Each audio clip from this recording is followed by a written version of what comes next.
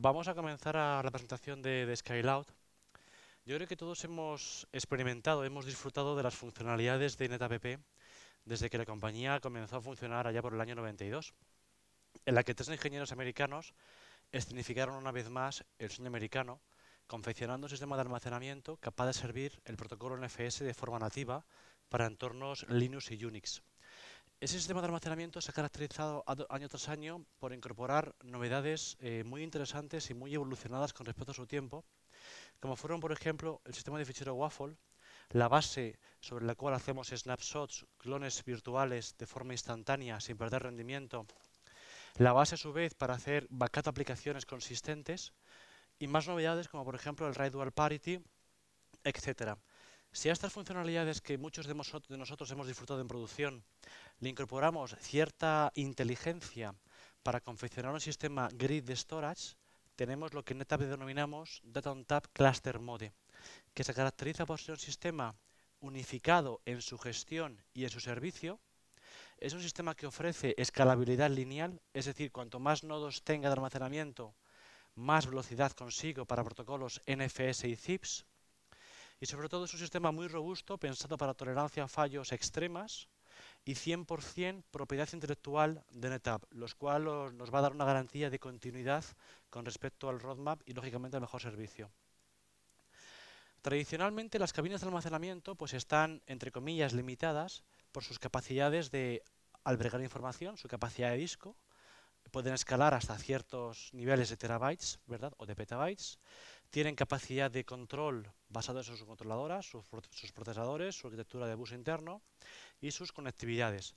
De manera que si una cabina cualquiera de las que todos hemos tenido en producción quisiéramos que rinda más o que almacene más información, la forma de hacer que evolucione es utilizando el formato Skylab, que consiste en renovar el layout de disco, es decir, podemos cambiar disco SATA por disco de Faber Channel o disco SAS, podemos potenciar el disco con aceleradores de protocolos, con los PAM, podemos incluso fortalecer la comunicación de los servidores con el almacenamiento, renovando las interfaces de gestión para que sean a 10 gigabits Ethernet en lugar de solo a gigabits Ethernet. Y en el último caso podríamos cambiar la lógica de control para tener una última versión de nuestro hardware con más rendimiento y más escalabilidad. Eso es el formato Skylab. El formato Skylab contempla este uso de Skylab de crecimiento vertical, pero nos va a permitir incorporar nuevas cabinas de almacenamiento, cada una con su storage, cada una con su I/O, para que toda la cabina, para que todas estas máquinas se comporten como una gran cabina de almacenamiento unificada con escalabilidad lineal. De manera que la fotografía que tendríamos sería semejante a esta. Un sistema Skylab de NetApp se puede consolidar a partir de un mínimo de 2 nodos con su storage respectivo.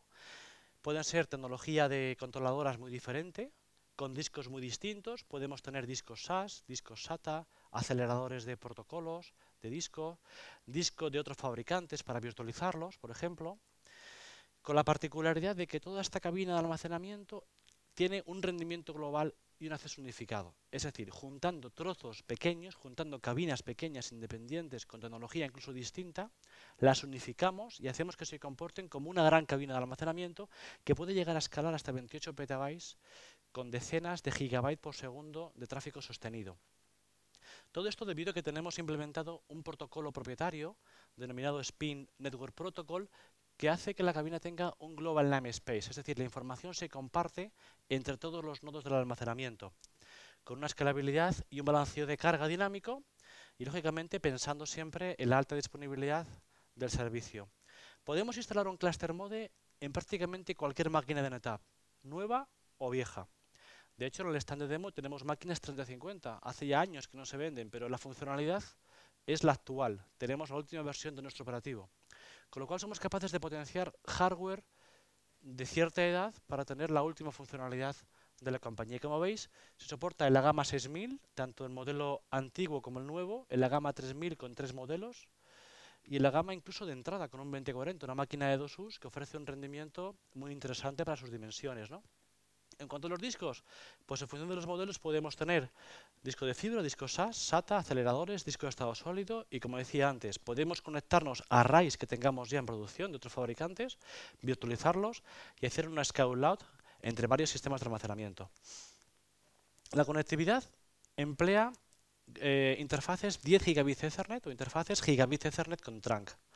De manera que los servidores, clientes de esos stores de almacenamiento, típicamente servidores Unix, Linux o Windows, accederían a través de interfaces gigabit Ethernet, con banding o de interfaces 10 gigabit Ethernet. Si os fijáis, aparece también el protocolo Fiber Channel.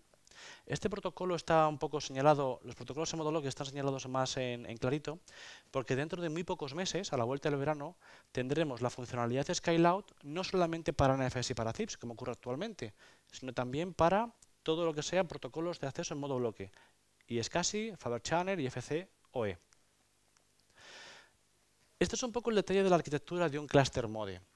Tenemos dos nodos de almacenamiento en esta slide. El nodo de la izquierda aparece representado con sus discos en la parte inferior y el nodo de la derecha en un esquema pues, equivalente, ¿verdad?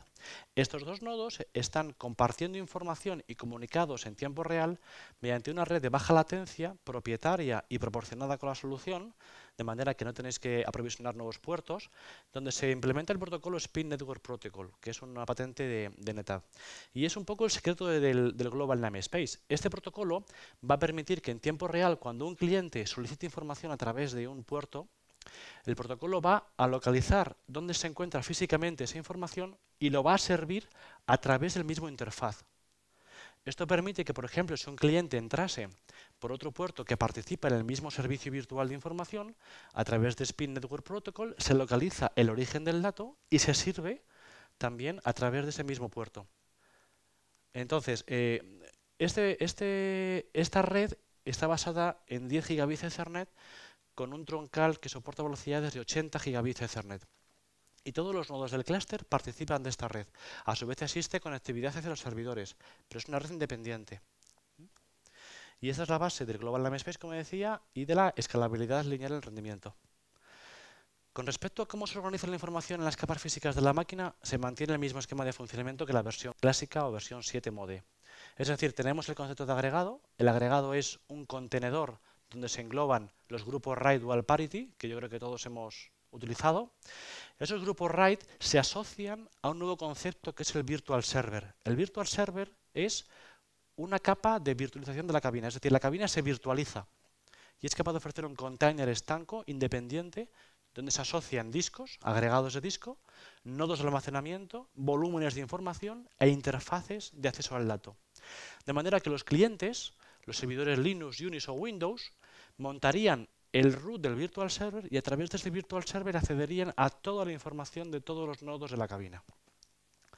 Este esquema nos da pie a flexibilizar mucho el acceso al dato y pensar más en el servicio que en el dato. Si nos podemos olvidar un poco más del detalle de cómo se configura la cabina y centrarnos más en la disponibilidad de la información y en el servicio.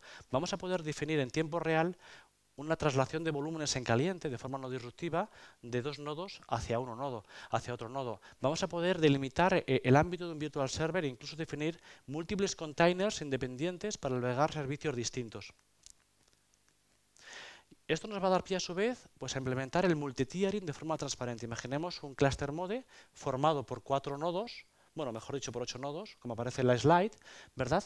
Con diferentes tecnologías de disco de Fiber Channel y disco SATA. Por ejemplo, el disco SATA sería el que está ubicado más a la derecha, en color oscuro.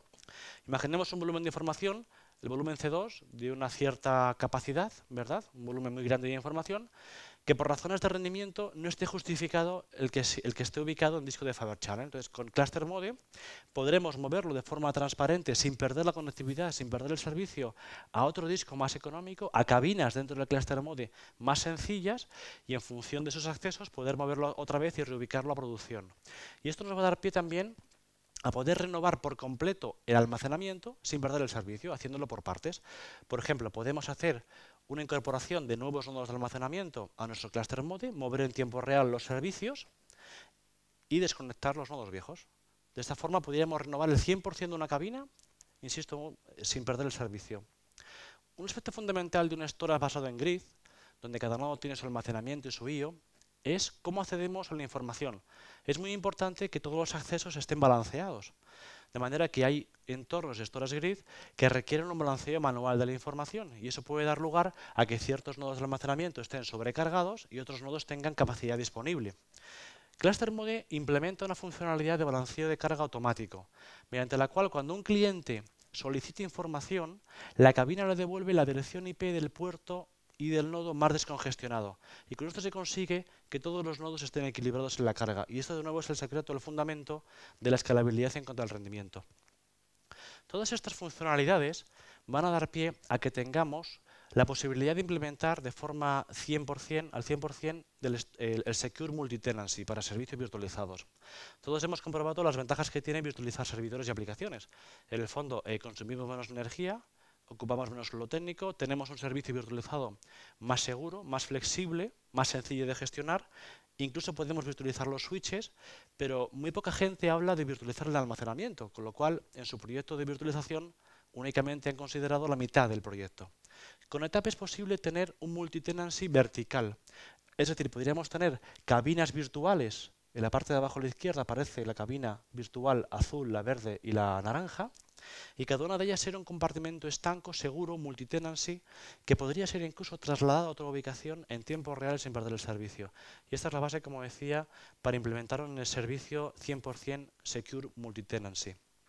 Vamos a ver ahora un caso de éxito de los más recientes, no el más significativo, pero sí es el más reciente, y es la película Avatar.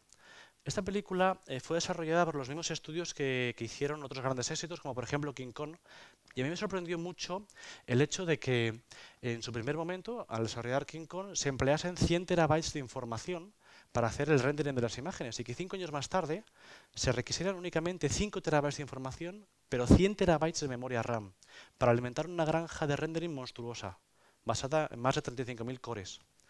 Entonces, la única forma de hacerlo, de hecho los requisitos del proyecto eran que el almacenamiento fuera un multitiering transparente al 100%, de muy alto rendimiento, capaz de conseguir cerca de 9 GB por segundo sostenidos y por supuesto económico. Parecía un reto imposible de cumplir. Y lo conseguimos con este esquema, con una combinación de productos de NetApp. Ubicamos un sistema cluster mode únicamente con 5 terabytes de información, accesible por protocolo NFS directamente desde la granja de rendering de esos 35.000 cores. Y después 4 cacheadores de NetApp basados en tecnología 7 mode, con aceleradores de protocolos, esas PAM. Esas PAM son tarjetas aceleradoras que van a permitir que la máquina se comporte para las lecturas como si tuviera disco de estado sólido. Cada tarjeta aceleradora soporta cerca de 170.000 IOS por segundo y cerca de 1 GB por segundo sostenido. De manera que, bueno, considerando que tenemos 8 nodos, tendríamos cerca de esos 8 GB por segundo sostenidos. Estas máquinas se empleaban para las lecturas, de manera que cacheaban información del cluster mode y se servía al rendering para procesar la información. Y cuando el rendering procesaba la información, lo escribía directamente en el cluster mode. Y con esto, según los estudios que hicieron la película, se consiguió muchísima velocidad de acceso y una reducción en costes del 95%. Y es un poco lo que podéis obtener con estas versiones y en general con la tecnología de NetApp. Mucha flexibilidad y grandes ahorros. Hacer más con menos. Y esto es todo lo que quería contaros. No sé si tenéis alguna pregunta.